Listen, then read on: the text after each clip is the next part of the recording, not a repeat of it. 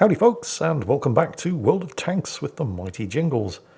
Slightly quick battle for you today. Today has been a bit hectic. I mean, I don't want to bore you with the details, but let's see.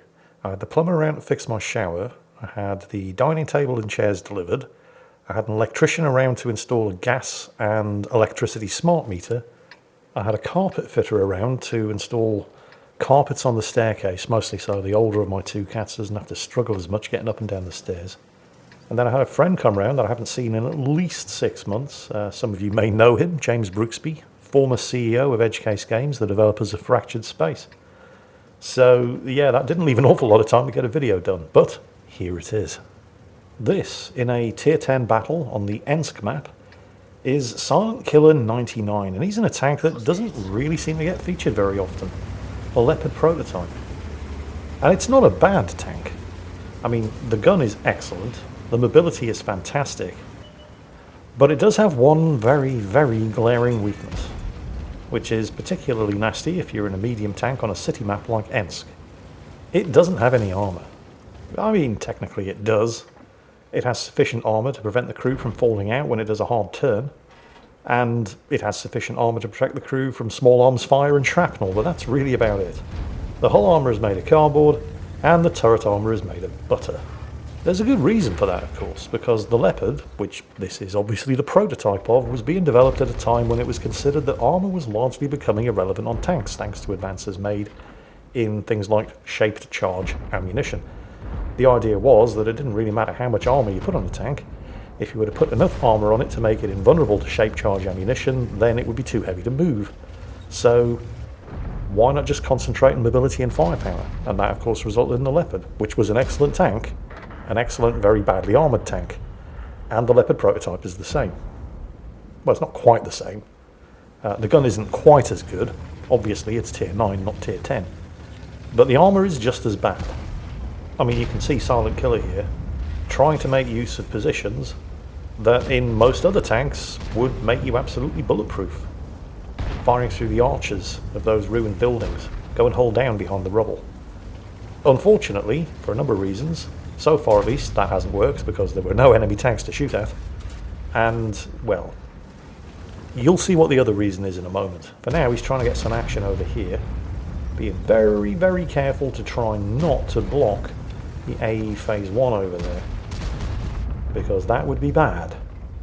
Lost track of the number of times I've taken up a position on a corner only to find myself facing something that's going to do an awful lot of damage to me unless I back up quickly, and then couldn't back up quickly because there was somebody behind me trying to get in front of me. So, Silent Killer taking a lot of care to try not to be that guy. So far, Silent Killer found himself completely useless in 2 positions, but now it's back to the first position where he now actually has something to shoot at. And this is a great position, if you actually have turret armor. But if you don't... Now, the friendly M103 doing a drive-by over there has fairly good turret armor and would probably do very well in this position. Not so much doing a drive-by in front of all of those enemy tanks, however, because while he has fairly good turret armor, he has absolutely no hull armor. So now Silent Killer is basically having to work around the reloads of the enemy tanks because his turret armor is not going to protect him from those guns. I mean, you can imagine a T-54 in this position, he'd just be laughing all the way to the bank. Virtually impenetrable turret. Maybe if they get lucky and snipe one of his hatches, but they're very, very small targets. Not so the Leopard prototype. You can basically shoot it anywhere and it's going to penetrate. Well, that's not strictly true. Sometimes you get lucky if somebody shoots at a fairly oblique angle and it can kind of skip right off the upper glacis.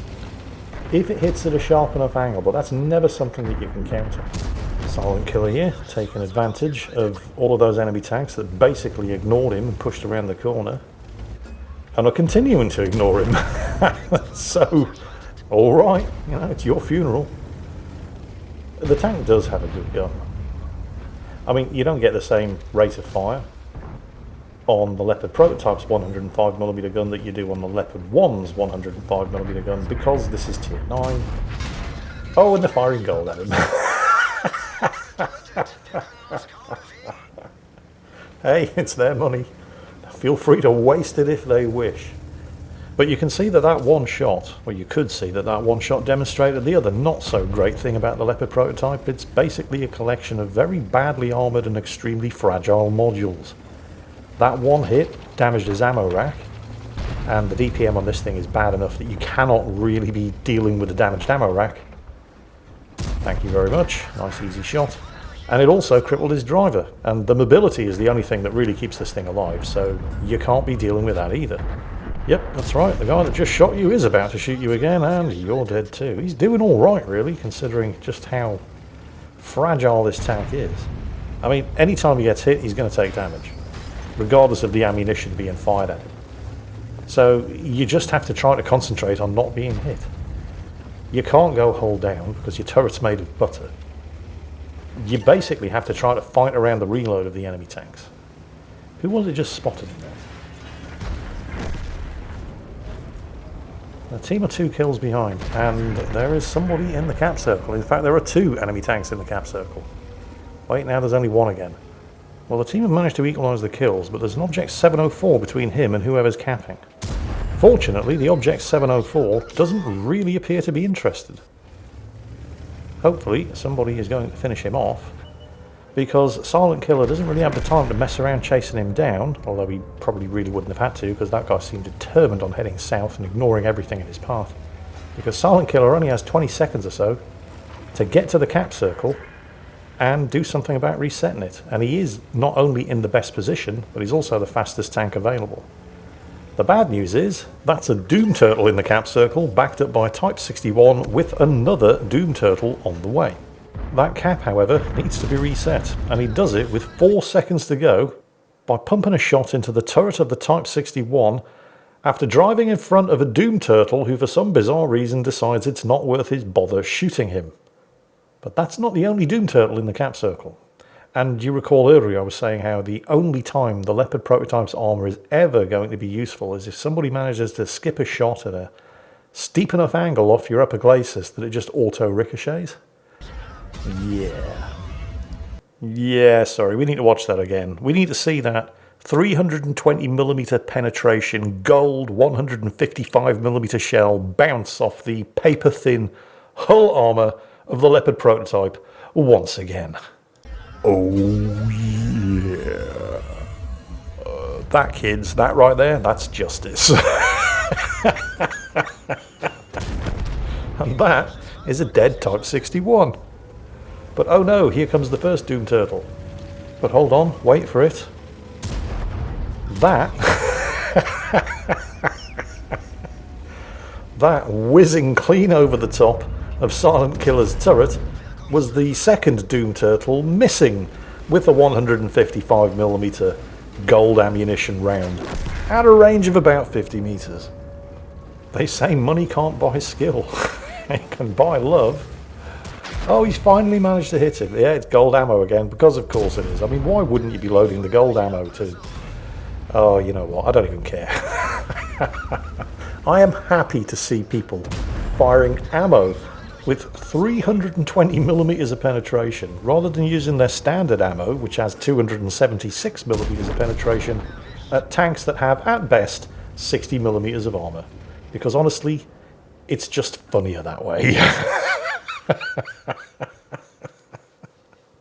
Exceptionally well played though, doing the wall of death there in the cap circle against 3 enemies at the end of that battle. Silent Killer 99 in the Leopard prototype.